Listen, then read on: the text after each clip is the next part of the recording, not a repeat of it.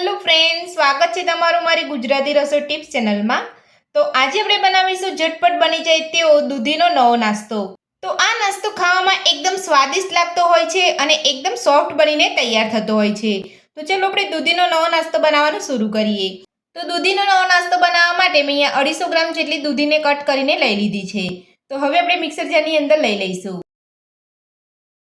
તો આ રીતે તમારે દૂધીની ઉપરની છાલ કાઢી અને ધોઈ લેવાની છે। ત્યારબાદ તમારે આ રીતે મોટા પીસ કરી લેવાના છે। તો આપણે દૂધી મિક્સર જારની અંદર લઈ લીધી છે। તો હવે આપણે તેની અંદર 4 થી 5 લસણની કળી ઉમેરીશું।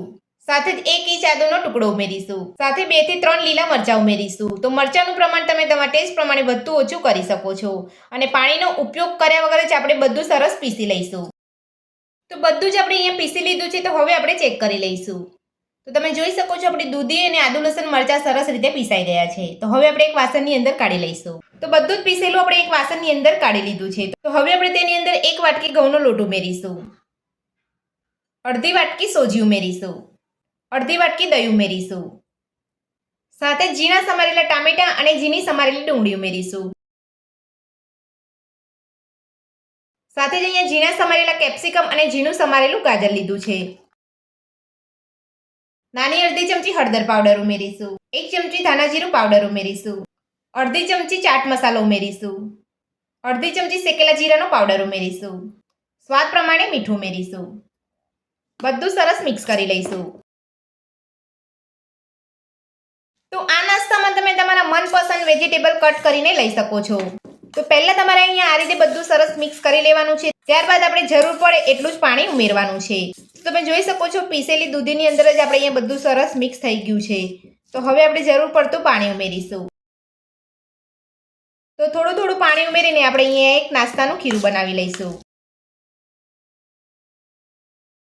તો થોડું થોડું પાણી ઉમેરીને આપણે અહીંયા ખીરું બનાવી લીધું છે। તો આ રીતનું તમારે ખીરું બનાવવાનું છે। વધારે પડતું તમારે પતલું કે વધારે પડતું જાડું નથી રાખવાનું।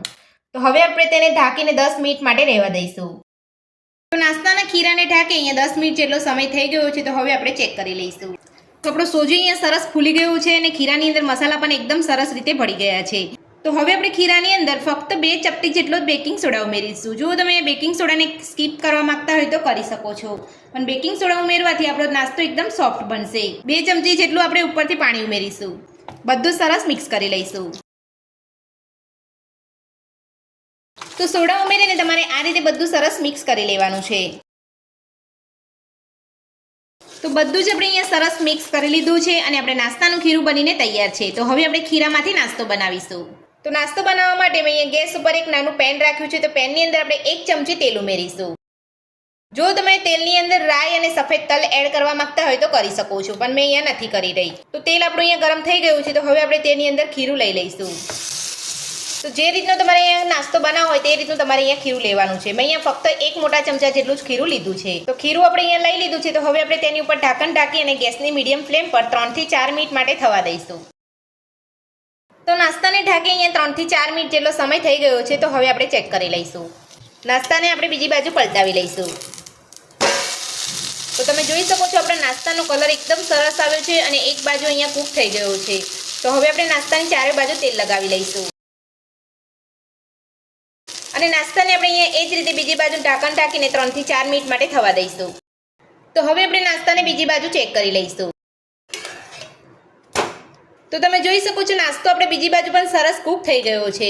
તો આ જ રીતે આપણે બધો નાસ્તો બનાવી લઈશું।